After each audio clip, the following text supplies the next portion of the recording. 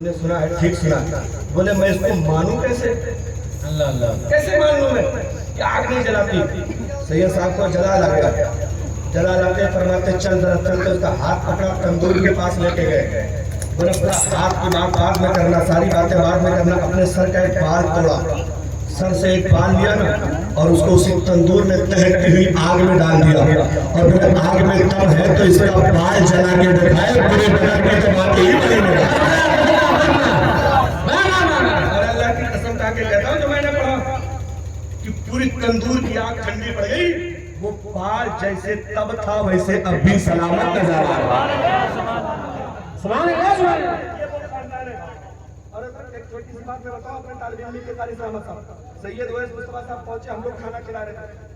माशाअल्लाह साहब आपने जो आज हजरत को बुलाया ना, कितनी खुशनसीबी हम लोगों की। जरा तवज्जो करें, ए लल्ला इधर देख मेरा भाई, इधर सुनो,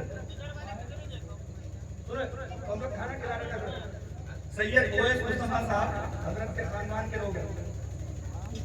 वो ऐसे लुत्फा उन्होंने उठाया, रोटी का कार्यक्रम समय मदरसे की बात बता, ऐसे लुत्फा उठाया यहाँ तक ले आए, बस ऐसे थोड़ी देर के आंखें बंद करके ऊपर देखने लगे।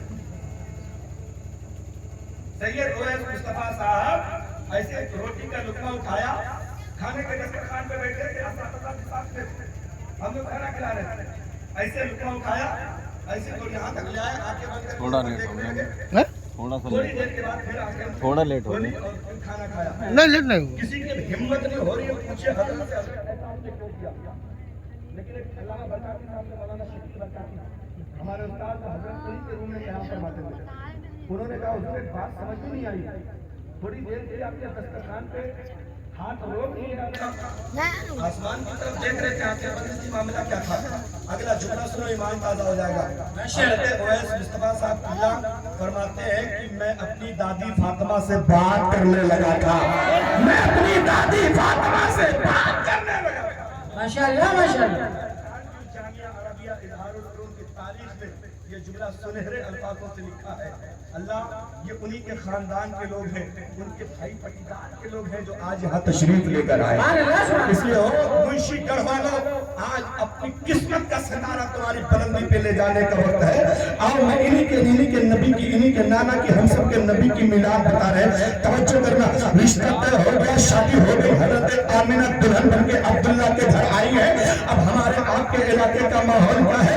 एक दो रातें बिताने के बाद बेटी दोबारा अपने मैके वापस जाती है, जिसको हमारा अपनी जबान में चौथी कहते हैं। चौथी यही हजरत आमिना के साथ हुआ है। एक रात अब्दुल्ला के घर में बिताई है, दूसरी रात के लिए हजरत आमिना निकली है। कहाँ जा रही है? हजरत आमिना अपने अब्बा के घर, अपने मैके जा रही है। अब हजरत आमिना का बयान सुनो, कहती है जब मैंने घर से बाहर कदम निकाला तो धूप थी, चारों तरफ बिल्कुल धूप से चिरा रही थी, आसमान पे सूरज चमक रहा था, बादल का नामो निशान नहीं था।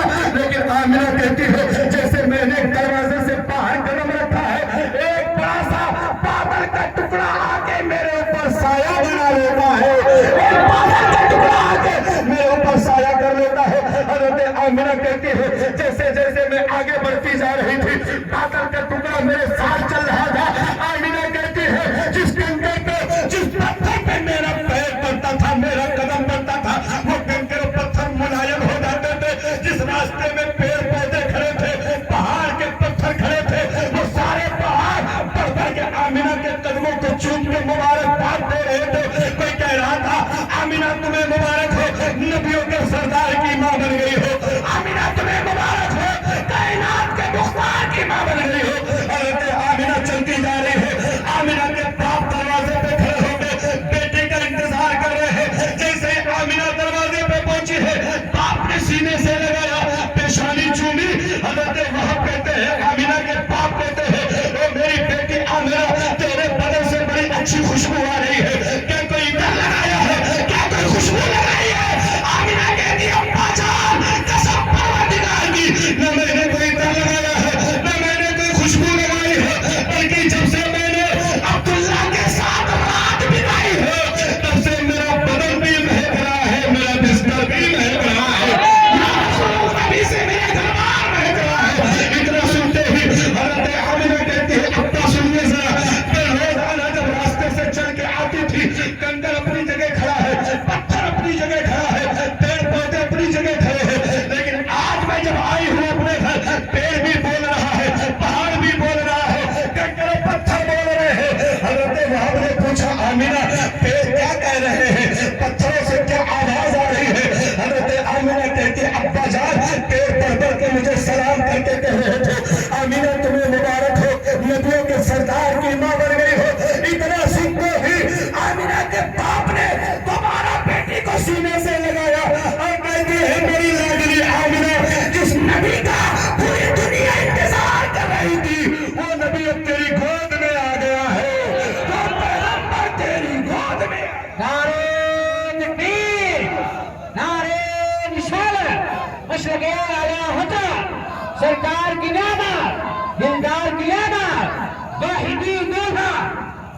हमीदुल्लाह। वाह वाह माशाअल्लाह। तवज्जो है भैया, माइक वाले थोड़ी तवज्जो तू भी कर ले।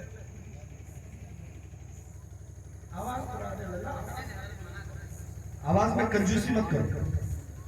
तवज्जो है, जोर से कह दो।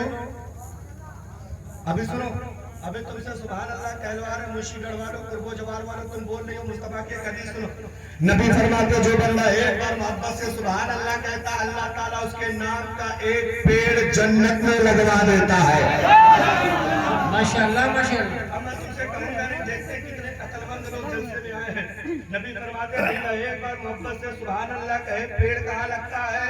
जन्नत में। जोर से बोल के बता, पेड़ कहाँ लगता है? जन्नत देखे हो? सुने, जन्नत हमने भी नहीं देखी, लेकिन हम ईमान बिल गैब वाले लोग हैं। नबी ने फरमा दिया, हमने मान लिया। सुभान अल्लाह। आसमान सात है, हमने सातों को नहीं देखा, नबी ने फरमाया हमने मान लिया। जमीन सात है, हमने सातों को नहीं देखा, नबी ने फरमाया हमने मान लिया। नबी मेराज में गए, हमने छाते नहीं देखा, नबी ने फरमाया हमने मान लिया। खुदा से बातचीत हुई, हमने होते नहीं देखा, नबी ने फरमाया हमने मान लिया। नमाजों का तोहफा लेकर आए, हमने लाते नहीं देखा, नबी ने फरमाया हमने मान लिया। मक्के की वादियों में मुस्तफा ने दीन फैलाया, हमने दीन फैलाते नहीं देखा, नबी ने फरमाया हमने मान लिया। मुस्तफा ने खाने काबा का तवाफ किया, हमने तवाफ काबा करते नहीं देखा, नबी ने फरमाया हमने मान लिया। नबी ने ज़मज़म पिया है, हमने ज़मज़म पीते नहीं देखा, नबी ने फरमाया हमने मान लिया। नबी ने सफा मरवा पे दौड़ लगाई, हमने दौड़ लगाते नहीं देखा, नबी ने फरमाया हमने मान लिया। मुस्तफा ने वो तूफ़ अर्ज़ा किया, हमने मान लिया। नबी ने शैतानों को कंकरी मारी, हमने मान लिया। नबी ने मुस्तफा ने क़याम किया, हमने मान लिया। ताइफ की घाटियों में मुस्तफा को पत्थर मारे गए, हमने पत्थर खाते नहीं देखा, नबी ने फरमाया हमने मान लिया। अल्लाह ने कुरान के 30 पारे दुनिया में उतारे, हमने 30 पारे को उतरते नहीं देखा, नबी ने फरमाया हमने मान लिया। जिब्रील 1-2 बार नहीं, 1000-2000 बार नहीं, नबी की बारगाह में 24,000 मरतबा आए, हमने एक बार भी नहीं देखा, नबी ने फरमाया हमने मान लिया। नबी मक्का से हिजरत करके मदीना गए, हमने जाते नहीं देखा, नबी ने फरमाया हमने मान लिया। नबी ने मस्जिद नबवी तामीर फरमाई, हमने तामीर होते नहीं देखा, नबी ने फरमाया हमने हमने एक देखने वाले का कहा मान लिया है। माशाअल्लाह माशाअल्लाह। एक देखने वाले का कहा मान लिया है। अरे बिन देखे तुझे हमने खुदा मान लिया है। बिन देखे तुझे हमने खुदा वाह वाह वाह। सुभान अल्लाह सुभान अल्लाह। जोर से बोलो, पेड़ कहाँ लगता? गलत नहीं बताओ यार, जोर से बोलो कहाँ लगता? अच्छा, हमारे का चौसा शरीफ इलाके में कारी तरह मचा 3 मकसद से पेड़ लगता है कारी साहब। या तो आपका पेड़ लगाता है फल खाने के लिए, जैसे आम लगा लिया, अमरूद लगा लिया, सेब लगा लिया, संतरा लगा लिया। या तो आपका पेड़ लगाता है लकड़ियाँ काट के बेचने के लिए, जैसे गलपन लगा दिया, शीशम लगा दिया, सागवान लगा दिया, पत्थर लगा दिया। या तो आपका पेड़ लगाता है साया हासिल करने, जैसे आपने नीम लगा दिया, बरगद लगा दिया, पीपल लगा दिया, फाकड़ा लगा दिया। क्या मतलब उसका साया?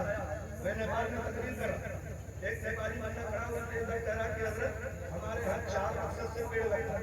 हमने कहा भैया 4 कौन सा? बोले 3 वही वाला जो आप वाला है। हमने कहा चौथा वाला आदमियों को बांध के मारने के लिए भी पेड़ लगाया जाए।